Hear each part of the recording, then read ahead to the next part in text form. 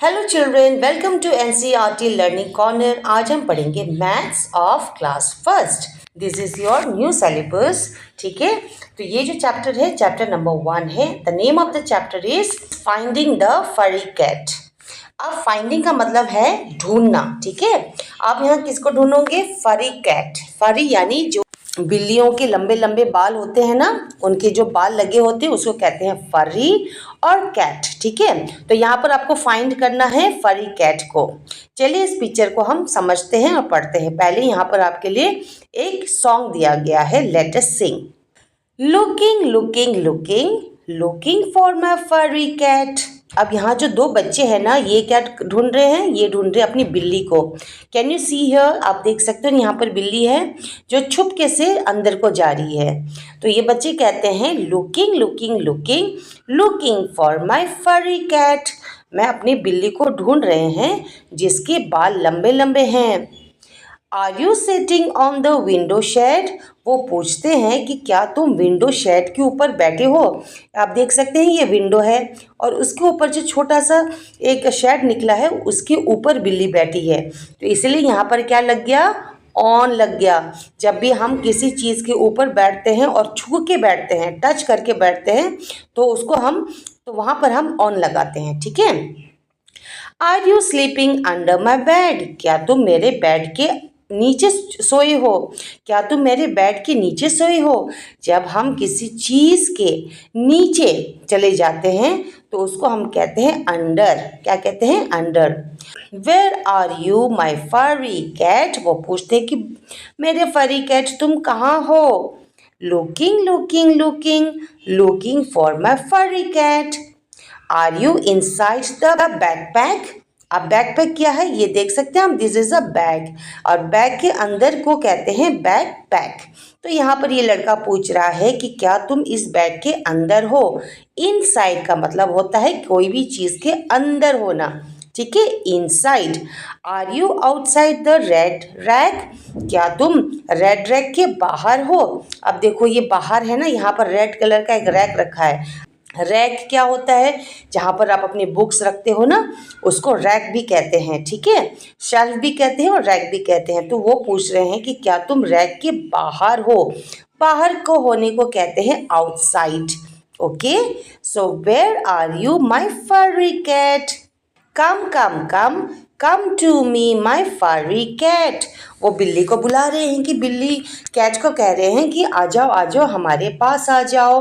Saw you scratching the bottom of my jar?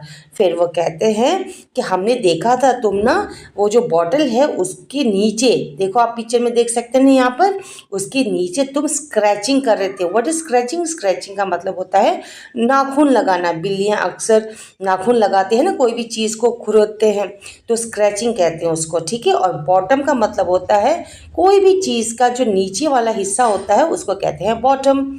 Saw you playing at the top of my car? कि हमने देखा था कि तुम गाड़ी के ऊपर, टॉप है ना, ये जो कार है उसके ऊपर बैठा हुआ है बिल्ली, तो इसलिए हम यहाँ पर क्या लगाएंगे? Top. Top of my car. Come to me my furry cat. Come, come, come, come to me, my furry cat.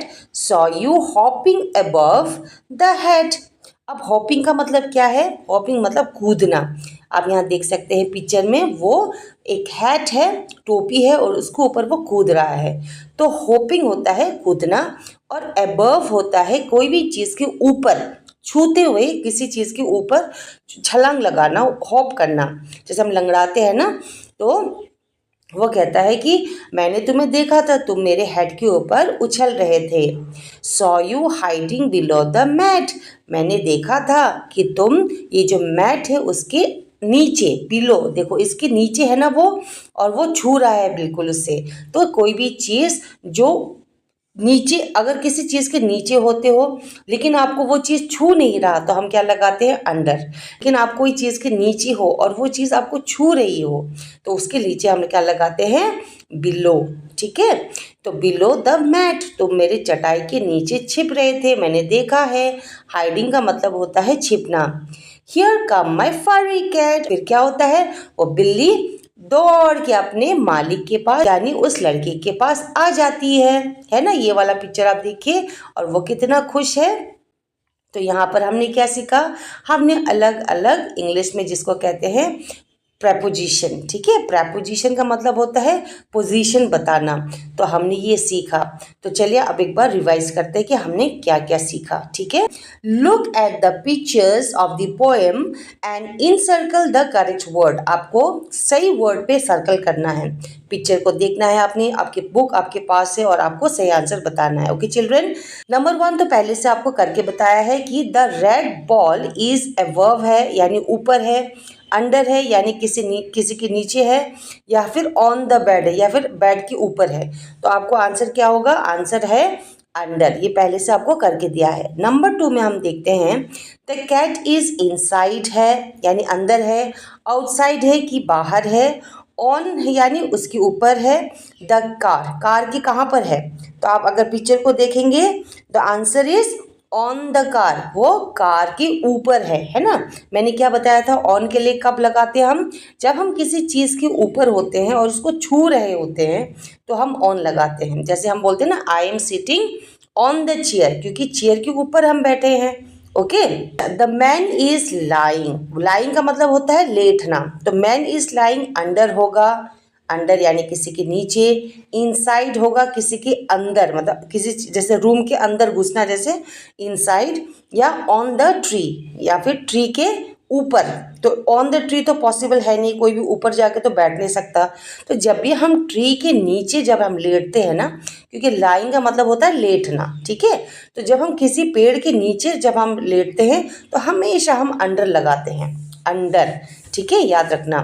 Now number 4 the cow is, जो गाय है वो इनसाइड है अंदर है, टॉप ऑफ है सबसे ऊपर है, ये तो हो ही नहीं सकता, या फिर आउटसाइड द हाउस है।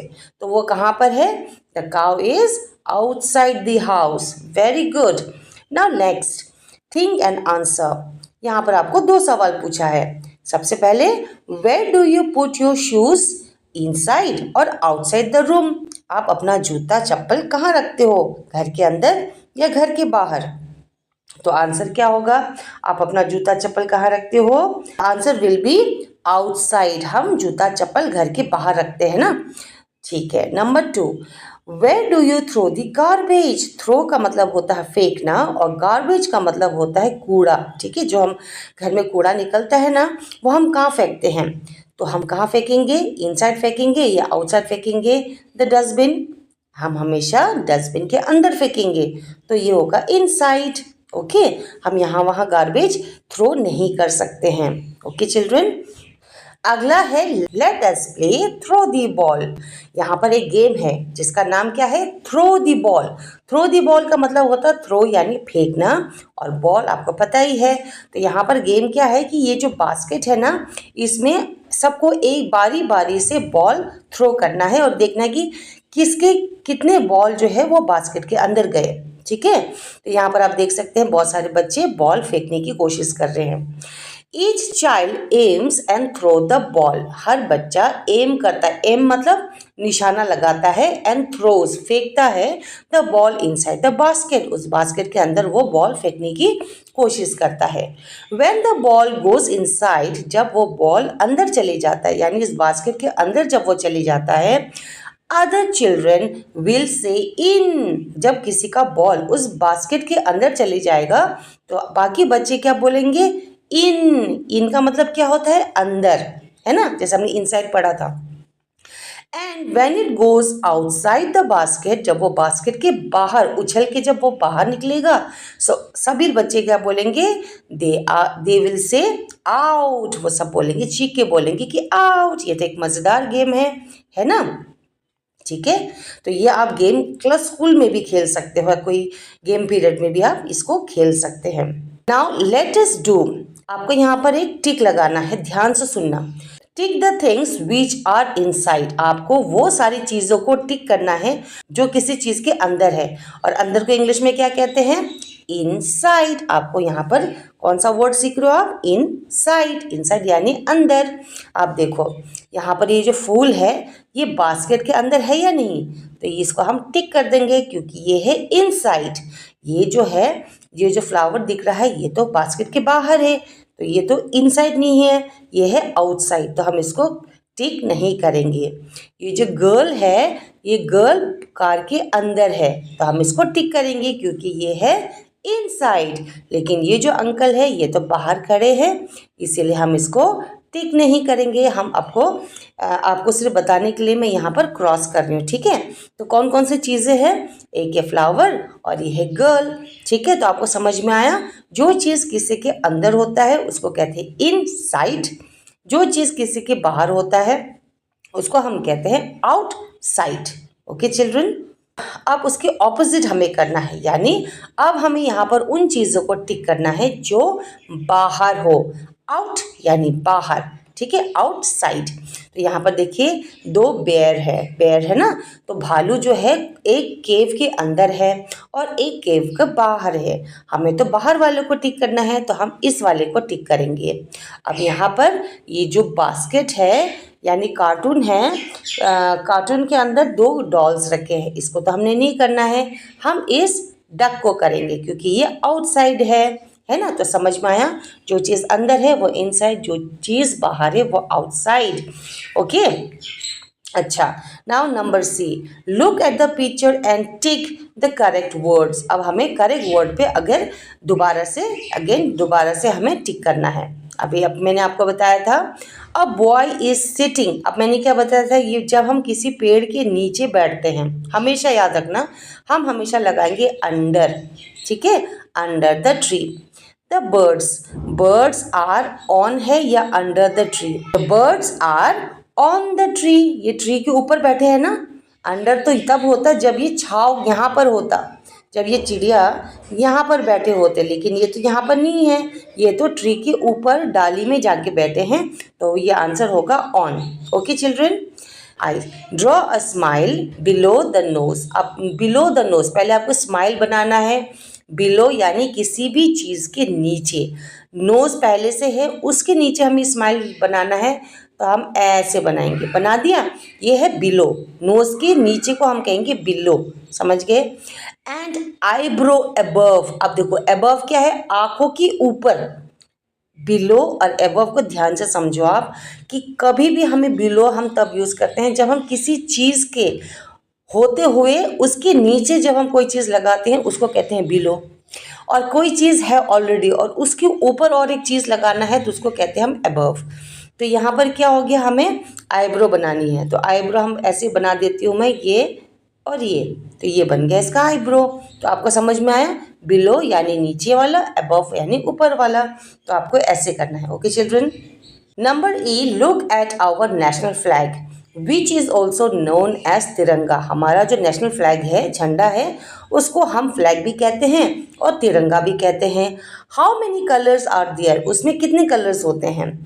टिक द करेक्ट ऑप्शन, अब हमें सही ऑप्शन पे टिक लगाना है, ठीक है। Which colour is at the top of the तिरंगा, टॉप यानी सबसे ऊपर, सबसे ऊपर कौन सा कलर होता है, सबसे ऊपर जो कलर होता है वो होता है सैफरन, ठीक है। क्या होता है, सैफरन, जिसको हम ऑरेंज भी कहते हैं बच्चे, ठीक है। तो सबसे ऊपर सैफरन होता है, तो इसको हम टिक करेंगे। Number two, which colour is below the white colour on the तिरंगा। मैंने अभी आपको बताया, जब किसी चीज़ के नीचे ऑलरेडी एक चीज़ है और उसके नीचे की जब हम बात करते हैं तो हम बिलो कहते हैं। तो वाइट के नीचे कौन सा है, वाइट के नीचे है ग्रीन, तो green is the right answer. Number three, which colour is above the green colour on the तिरंगा। ग्रीन कलर के ऊपर कौन सा कलर है, इट इज वाइट। तो आपको समझ में आया बिलो और अबव का difference. Where is the Ashoka Chakra on the तिरंगा। अशोका चक्र यानी ये जो चक्र है वो कहाँ पर है, ऑन द कॉर्नर, कॉर्नर यानी कोने में है, इन द मिडल यानी बीच में है, या फिर ऑन द साइड। तो ये कहाँ पर है, ये तो मिडल में है, बीच में, तो ये होगा सही आंसर। ओके चिल्ड्रन, अब यहाँ पर है एक छोटा सा प्यारा सा पोम, चलो इसको पढ़ते हैं। पोम का नाम है छुक छुक गोस आवर ट्रेन। ट्रेन जब चलती है तो कैसी आवाज़ निकालती है, छुक छुक छुक छुक, है ना, उसमें से धुआं भी निकलता है, बहुत मज़ा आता है उसमें ट्रैवल करने में। चलो इस पोम को पढ़ते हैं। छुक छुक छुक छुक goes our train over the hills and down to the plains. Chuk, chuk, chuk, chuk goes our train. Bogies before my bogie. अच्छा, bogie का मतलब क्या है? ये जो डब्बा है ना, इसको हम bogie कहते हैं, ठीक है. Bogies before my bogie यानी मेरा जो डब्बा है उसके आगे बहुत सारे डब्बे लगे हुए हैं. Bogies after my bogie और मेरे डब्बे के पीछे भी, जहाँ पर मेरा सीट है मेरा, उसके पीछे भी बहुत सारे डब्बे लगे हुए हैं. मेक अ चेन और ये सभी मिलके ऐसा लगता है कि मानो एक लंबा सा चेन बना हो, है ना, बहुत लंबा होता है ना train. Over the reverse and in the rain. ये बारिश में भी चलती है, नदी के ऊपर भी चलती है ना, जब ब्रिज होता है उसके ऊपर भी चलती है ये. छुक छुक छुक छुक गोज आवर ट्रेन. ठीक है, ऐसे पढ़ते हैं. चलो इसको हम दोबारा से पढ़ते हैं. छुक छुक goes our train. Chuk, chuk, chuk, chuk goes our train over the hills and down to the plains. Chuk, chuk, chuk, chuk goes our train. Bogies before my bogie, bogies after my bogie. Make a chain over the rivers and in the rain. Chuk, chuk, chuk, chuk goes our train. ठीक है, ऐसे आपको पढ़ना है. अब यहाँ पर सवाल है, इसी पोएम से रिलेटेड आपसे सवाल पूछे गए हैं. How many bogies are there after engine. ये जो इंजन है ना, ये वाला जो इंजन है, इसके पीछे कितने डब्बे लगे हैं. तो जब हम पिक्चर को देखते हैं, ये जो है आपको पहले ये मैं मिटा देती हूँ. तो ये तो है आपका इंजन, है ना, इसको छोड़ दो. उसके बाद कितने हैं? 1 2 3 4 5. तो हम आंसर लिखेंगे 5 bogies are there after the engine. Okay. Number 2, how many bogies are there before the red bogie? कितने बोगी उसके रेड वाले के आगे है. तो आप आंसर लिखेंगे, ये जो रेड है ना, ये वाला, ये इंजन को मत देखना, ये वाले को. तो इसके आगे कितने हैं? 1 2, दो ही तो हैं. तो आप लिखेंगे 2 bogies are there before the red bogie. Okay, next number C, fill the orange color in the bogies after the red bogie. अब after माने क्या होता है? आफ्टर का मतलब होता है किसी चीज़ के बाद होना. आपको ऑरेंज कलर लगाना है, किस में लगाना है? Bogie after the red bogie. जो रेड वाला बोगी है उसके पीछे जो बोगी है उसको आपने ऑरेंज लगाना है. तो आप इसको कलर करेंगे ऑरेंज, ठीक है ना. आपको यहाँ पर समझाया गया है कि आफ्टर क्या होता है और बिफोर क्या होता है. Fill the blue colour in the bogies before the red bogie. आप इसके बिफोर वाले में आपने ब्लू कलर करना है. ओके चिल्ड्रन, तो आपको ये समझ में आ जाएगा आफ्टर किसको कहते हैं और बिफोर किसको कहते हैं. Okay, now let us play. चलो खेलते हैं. Children will sing the rhyme and play a game where they all will form a train. यहाँ पर एक गेम है जहाँ पर सभी बच्चे गाना गाएंगे और सभी बच्चे एक लाइन बनाएंगे, जैसे कि ट्रेन बनती है ना, एक के बाद एक लगना.